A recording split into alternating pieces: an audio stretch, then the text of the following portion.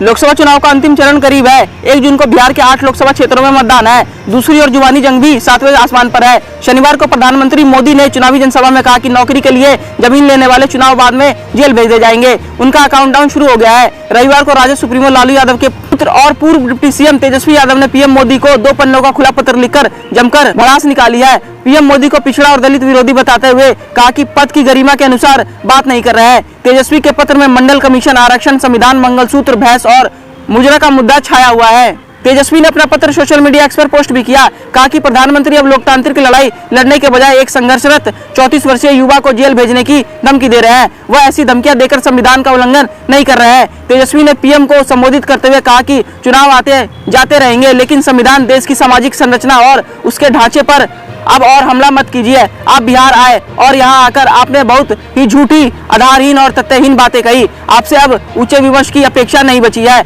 उन्होंने यह भी लिखा कि एक विशाल हृदय वाले देश के प्रधानमंत्री की भाषा ऐसी नहीं होनी चाहिए। आप खुद ही सोचिए। आगे लिखा कि आपके चुनावी भाषणों का गिरता पैमाना भी आपकी राजनीतिक सोच का सही प्रतिबिंब है। प्रधानमंत्री जी, आपके नाम खुला खाता है। जरा समय निकाल जातिगत जनगणना, आरक्षण, मंडल कमीशन और संविधान पर अवश्य ही अपना विचार विमर्श कीजिएगा। पीएम के नाम पर अपने खत में तेजस्वी यादव ने जमकर भड़ास निकाली है। अपने पत्र में कहा कि जब हम बिहार में सरकार में आए तो हमने सरकार में आते ही राज्य के खर्चे पर जातिगत सर्वेक्षण कराया। आपने तो उसके लिए मना ही कर दिया था। तेजस्वी ने पीएम को संवेदनहीन भी कहा। आगे लिखा कि हमने अपने खर्च में संरक्षण कराया और उसकी रिपोर्ट के आधार पर आरक्षण का दायरा 75% तक बढ़ा दिया। अब आपसे बार बार गुजारिश करते रहे और हाथ जोड़कर मांग करते रहे कि इसको संविधान की 9वीं अनुसूची में डाल दीजिए, लेकिन प्रधानमंत्री मूल रूप से आप पिछड़ा और दलित विरोधी मानसिकता के हैं। कौन भूल सकता है कि 1990 में जब मंडल कमीशन लागू हुआ तो मंडल कमीशन के विरोध में मोदी जी, आडवाणी जी के साथ आरक्षण विरोधी रथ के सारथी थे।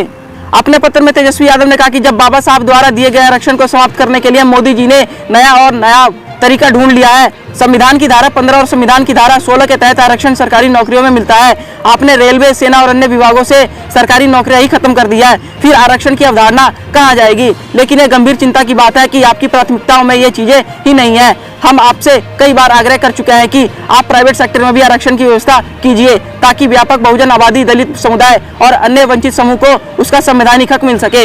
इस खबर पर क्या है आपकी राय? हमारे कमेंट बॉक्स में जरूर लिखिएगा और देश दुनिया की तमाम खबरों को सबसे पहले जानने के लिए हमारे यूट्यूब चैनल सिटीजन्स को सब्सक्राइब करें और बेल आइकन बटन को प्रेस करना बिल्कुल ना भूलें। धन्यवाद।